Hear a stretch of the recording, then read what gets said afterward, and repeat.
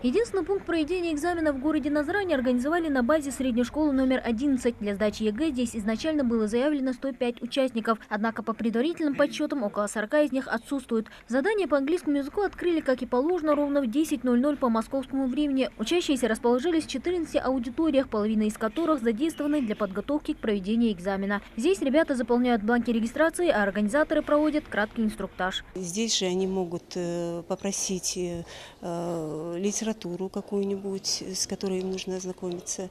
А уже в аудитории проведения они уже проходит сам экзамен, где каждый участник сидит за отдельным компьютером с наушниками. В то время как выпускники сдают устный экзамен по английскому языку, во дворе школы их ждут родные и близкие. Они, пожалуй, переживают не меньше самих участников единого государственного экзамена. Ближе к полудню порог учебного заведения переступают те, кто уже сдал ЕГЭ, в их числе и Милана Ханиева. Пока ее родители находятся за пределами республики, моральную помощь и поддержку ей оказывает любимая тетя. Очень волновались, хотя она готовилась.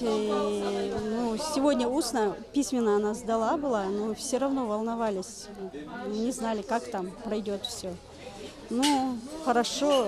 Она хорошо сдала, мы рады очень. Следом выходят и другие участники ЕГЭ. Кто-то наконец вздохнул с облегчением, поскольку самое трудное уже позади. Другие, напротив, все еще настроены решительно и расслабляться даже не думают. Хава Тунгоева, к примеру, планирует поступить в один из ведущих вузов Москвы и стать лингвистом. Сегодня она сдала 3-й по счету экзамен. Всего было 4 задания, и для меня этот экзамен был намного тяжелее, чем письменная часть, если честно. Потому что, когда ты сидишь и ты знаешь, что идет время, и оно вот-вот кончается, то это очень сильно давит. Но я думаю, что мы все хорошо справились, потому что нас готовили хорошие учителя.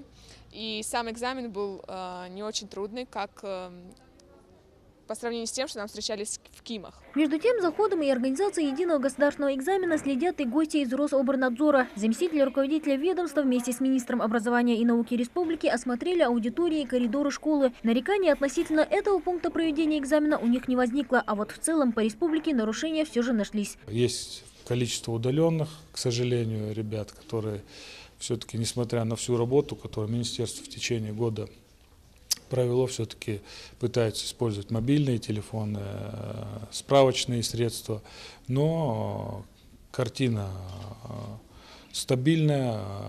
Большинство участников экзамена приходит сдавать экзамен честно, и в этом плане организация экзамена в Республике Ингушетия на очень высоком уровне. В первую очередь я хочу поблагодарить Анзора Ахмедовича за визит в Республику Ингушетия. Постоянное внимание, если даже хотите заботу Рособорнадзора, это для нас дорогого стоит. У нас все идет в штатном режиме, серьезных нареканий у нас нет, но все-таки мы и в дальнейшем готовы услышать и замечания, и консультации, и получить хорошую помощь от Рособорнадзора, за что вам большое-большое спасибо. ЕГЭ по английскому языку считается одним из самых объективных экзаменов. Из-за устной формы его проведения и ограниченности во времени у выпускников школ отсутствует какая-либо возможность пользоваться подсказками. Удалось ли при этом школьникам набрать необходимое количество баллов, станет ясно уже на днях. Мадина Пугоева, Рахман Цуров, Новости 24.